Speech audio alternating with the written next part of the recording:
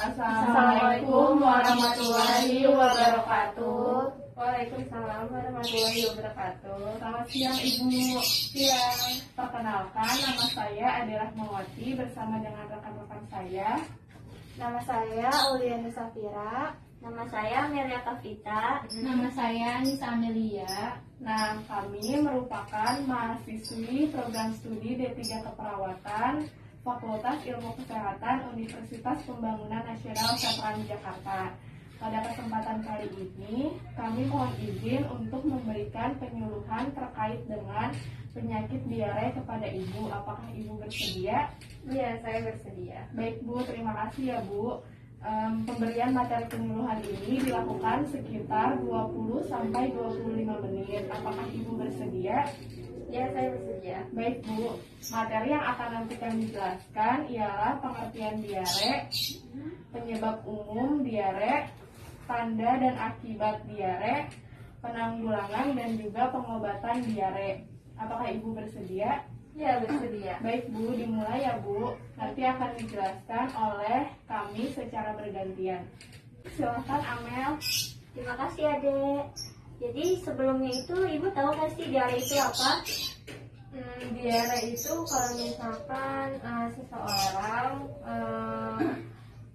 buang air besar, itu pasti cair ya. Iya, benar sekali Bu. Jadi diare itu buang air dengan konsistensi cair atau lembek Bu. Bahkan dapat berupa air saja Bu. Jadi dia tuh lebih sering tuh biasanya lebih dari 3 kali sehari Bu. Nah, di sini juga saya akan menjelaskan tentang apa sih penyebabnya. Ibu tahu nggak penyebab dari diare itu apa aja? Penyebabnya mungkin kalau misalkan seseorang kalau mau makan nggak cuci tangan ya. Nah, itu bisa Ibu salah satunya. Nah, di sini saya akan menyebutkan di sini tuh ada infeksi. Nah, infeksi ini biasanya karena virus, bakteri, dan parasit. Nah, biasanya itu sumber penyebarannya itu yang paling sering itu melalui air Bu. Jadi airnya itu terkontaminasi oleh tinja atau kotoran. Nah, yang kedua itu ada malnutrisi, kondisi ketidakseimbangan gizi. Nah, ini juga bisa menyebabkan penyebab dari si diare ini. Nah, yang ketiga itu ada penyebab lain seperti kayak lingkungan di rumah kotor, terus sering makan junk food atau fast food Bu. Ibu sering nggak makan ini? Palingan anak saya tuh suka banget tuh makan junk food. Jangan sering-sering ya Bu, karena ini bisa menyebabkan diare ya Bu. Siap-siap. Nah, selanjutnya saya jelaskan ya Bu. Nah, selanjutnya ini ada bagaimana tanda dan akibatnya diare. Seperti yang tadi Ibu bilang, tanda dan akibatnya kayak BAB-nya jadi cair, pup-nya jadi cair. Nah, selain itu ada lagi nih tanda dan gejala, ada berat badan menurun karena anak jadi susah makan, nafsunya menurun. Nah, yang kedua, turgor kulit melambat. Jika kulitnya dicubit, dia akan melambat Bu. Itu tanda-tanda diare. Terus yang ketiga ada mata dan ubun cekung. Terus selanjutnya ada mulut dan kulit kering karena anak kehausan terus kan Bu, kekurangan cairan. Nah, jadi yang selanjutnya ada tinja cair atau pupnya cair Bu. Selanjutnya suhu tinggi, anak jadi demam. Tanda dan gejalanya Bu. Ya. Terus akibatnya apa sih? Jadi akibatnya karena yang tanda dan gejala ini akibatnya jadi kehilangan cairan yang tadi saya bilang. Anaknya jadi kehausan terus, anaknya jadi dehidrasi deh. Terus yang selanjutnya ada gangguan keseimbangan asam basa. Terus selanjutnya ada gangguan sirkulasi yang mengakibatkan shock hipovolemik karena kehilangan cairan dan darah dalam tubuh. Nah, seperti itu Bu. Selanjutnya dijelaskan oleh teman saya ya Bu. Nah Bu, di sini kita bisa melihat ya Bu, di sini ada pencegahan diare. Nah, di sini ada lima pencegahan dari diare ini. Yang pertama itu mencuci tangan. Nah, kapan sih Bu waktu-waktu tepat untuk mencuci tangan? Di sini kita bisa menjelaskan ada 5 waktu penting untuk kita mencuci tangan, yaitu yang pertama sebelum makan pastinya, setelah BAB, sebelum memegang balita, dan sesudah memegang balita yang sedang kita bersihkan kotorannya, dan sebelum kita menyiapkan atau sebelum kita memasak. Nah, yang kedua ini ada mengkonsumsi air bersih dan sehat. Nah, ini di sini kita disarankan dan memang diwajibkan untuk mengkonsumsi air yang sudah dimasak terlebih dahulu ya Bu. Nah, di sini ada yang nomor 3 itu pengelolaan sampah yang baik Bu. Nah, di sini kita harus mengalokasikan sampah-sampah agar terhindar dari serangan-serangan nyamuk, lalat, dan parasit yang lainnya untuk kesehatan kita. Nah, yang terakhir itu ada MCK pada tempatnya, yaitu mandi cuci kakus. Nah, ini kita di sini disarankan dan diwajibkan banget untuk membuang air besar yang sudah ada WC-nya atau yang bertangki spiteng untuk terhindar dari aroma-aroma yang tidak diinginkan untuk tercegahnya dari kontaminasi. Nah, selanjutnya ini akan dijelaskan oleh teman saya. Terima kasih Amel. Selanjutnya ada pengobatan diare ya Bu. Jika seseorang terkena diare, baik ibu ataupun anak ibu, hal yang perlu kita lakukan untuk mengobati diare tersebut itu yang pertama ada diberikan cairan Oralit. Jadi caranya itu 1 bungkus Oralit dimasukkan ke dalam gelas air matang sebanyak 200 cc. Nah, terus kalau misalnya anak kecil lebih dari 1 tahun itu diberikan 100 sampai 200 cc Oralit, sedangkan anak kecil yang berumur kurang dari 1 tahun itu hanya diberikan 50 cc cairan Oralit. Nah, yang kedua itu kita perlu memberikan obat zinc atau tablet zinc. Bagaimana sih cara memberikannya? Jadi tablet zinc diberikan 10 hari dengan dosis balita umur kurang dari 6 bulan itu diberikan setengah tablet yang berukuran 10 mg. Sedangkan balita yang berusia lebih dari 6 bulan itu diberikan 1 tablet yang berukuran 20 mg per harinya selama 10 hari secara berturut-turut. Nah, selanjutnya itu diberikan antibiotik. Nah, pemberian antibiotik ini diberikan secara selektif jika ada indikasi diare yang dibarengi atau penyakit ini berbarengan dengan munculnya penyakit lain. Jadi harus diberikan antibiotik. Namun kembali lagi kepada peran perawat. Jadi seorang perawat juga tidak bisa memberikan obat-obat. Jadi obat ini harus dianjurkan sesuai dengan resep dokter ya Bu. Baik. Sekian pemaparan materi terkait diare dari kita.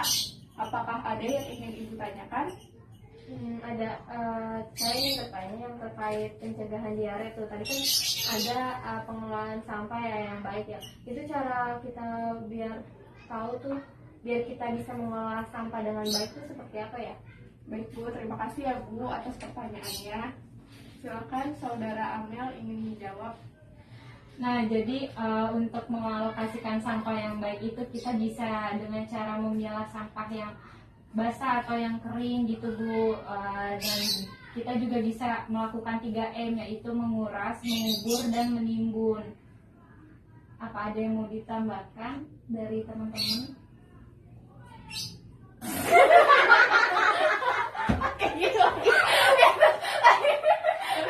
Aku lagi presentasi Neng.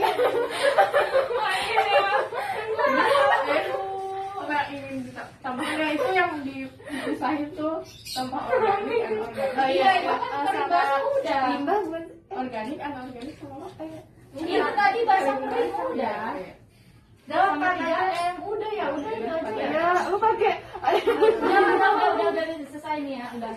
Tapi itu nyambung kok, kalau nyambung tadi ngomong nyambung nggak? Enggak, ada jedanya. Apa ada yang mau ditambahin? Kalau nyambung susah. Terus gue bilang makasih gak? Ini bagi-bagi ini. Enggak, kita nanya dulu nggak ke dia? Nanya. Dia Dia makanya nanya. Ya itu dulu, lihat situ. nggak usah deh, nggak usah aja. Kalau kamu bilang cukup nggak gitu? Oh iya. Apakah pertanyaan saya dapat menjawab? Jawaban saya dapat. Apakah dari jawaban saya? Kayaknya skip aja dulu. Gue mikir kayaknya gue motongnya jauh. Skip aja dulu. Nah, di sini ada yang nomor 3 itu pengelolaan sampah yang baik Bu. Nah, di sini kita harus mengalokasikan sampah-sampah agar terhindar dari serangan-serangan nyamuk, lalat, dan parasit yang lainnya untuk kesehatan kita. Nah, yang terakhir itu ada MCK pada tempatnya, yaitu mandi cuci kakus. Nah, ini kita di sini disarankan dan diwajibkan banget untuk membuang air besar yang sudah ada WC-nya atau yang bertangki spiteng untuk terhindar dari aroma-aroma yang tidak diinginkan untuk tercegahnya dari kontaminasi. Nah, selanjutnya ini akan dijelaskan oleh teman saya. Terima kasih Amel. Selanjutnya ada pengobatan diare ya Bu. Jika seseorang terkena diare, baik ibu ataupun anak ibu, hal yang perlu kita lakukan untuk mengobati diare tersebut itu yang pertama ada diberikan cairan oralit. Jadi caranya itu 1 bungkus oralit dimasukkan ke dalam gelas air matang sebanyak 200 cc. Nah terus kalau misalnya anak kecil lebih dari 1 tahun itu diberikan 100 sampai 200 cc oralit, sedangkan anak kecil yang berumur kurang dari 1 tahun itu hanya diberikan 50 cc cairan oralit. Nah yang kedua itu kita perlu memberikan obat zinc atau tablet zinc. Bagaimana sih cara memberikannya? Jadi tablet zinc diberikan 10 hari dengan dosis balita umur kurang dari 6 bulan itu diberikan setengah tablet yang berukuran 10 mg. Sedangkan balita yang berusia lebih dari 6 bulan itu diberikan 1 tablet yang berukuran 20 mg per harinya selama 10 hari secara berturut-turut. Nah, selanjutnya itu diberikan antibiotik. Nah, pemberian antibiotik ini diberikan secara selektif jika ada indikasi diare yang dibarengi atau penyakit ini berbarengan dengan munculnya penyakit lain. Jadi harus diberikan antibiotik. Namun kembali lagi kepada peran perawat. Jadi seorang perawat juga tidak bisa memberikan obat-obat. Jadi obat ini harus dianjurkan sesuai dengan resep dokter ya Bu. Baik. Sekian pemaparan materi terkait diare dari kita. Apakah ada yang ingin Ibu tanyakan? Ada, saya ingin bertanya yang terkait pencegahan diare itu tadi kan ada pengelolaan sampah ya yang baik ya. Itu cara kita biar tahu tuh biar kita bisa mengelola sampah dengan baik itu seperti apa ya? Baik Bu, terima kasih ya Bu atas pertanyaannya. Silakan Saudara Amel ingin menjawab. Nah, jadi untuk mengalokasikan sampah yang baik itu kita bisa dengan cara memilah sampah yang basah atau yang kering gitu Bu. Dan kita juga bisa melakukan 3M yaitu menguras, mengubur, dan menimbun. Apakah dari jawaban saya ada yang kurang jelas Ibu? Cukup jelas kok. Terima kasih ya. Sama-sama. Baik, kalau begitu sekarang kami punya pertanyaan untuk Ibu yang akan Ibu jawab. Pertanyaannya, bisa Ibu jelaskan kembali pengertian diare itu apa? Jadi katanya kalau diare itu merupakan penyakit di mana BAB kita dalam keadaan cair ya. Itu disebabkan biasanya karena ada infeksi virus bakteri ya. Ya, benar sekali. Baik Bu, benar sekali Bu. Benar ya Amel ya? Benar. Baik, terima kasih ya Bu atas jawabannya. Udah kan? Ini Ibu saya ada leaflet. Leaflet atau leaflet sih? Ya udah. Potong dulu. Nggak usah orang kredit. Apa baca leaflet ya? Iya, sudah apa aja. Ini Bu, kita ada leaflet bisa dibagi-bagi. Ini ada 3 bisa dibagi-bagi ke keluarga Ibu ya Bu. Iya, terima kasih ya Dek. Semoga bermanfaat ya Bu. Iya, terima kasih. Baik Bu, sekian pemaparan penyuluhan materi kami terkait dengan penyakit diare. Kami ucapkan terima kasih ya Bu atas waktunya Ibu sudah berkenan untuk menjadi peserta penyuluhan kami. Kami ucapkan terima kasih ya Bu. Assalamualaikum warahmatullahi wabarakatuh. Waalaikumsalam warahmatullahi wabarakatuh. Terima kasih ya Ibu. Terima kasih Bu.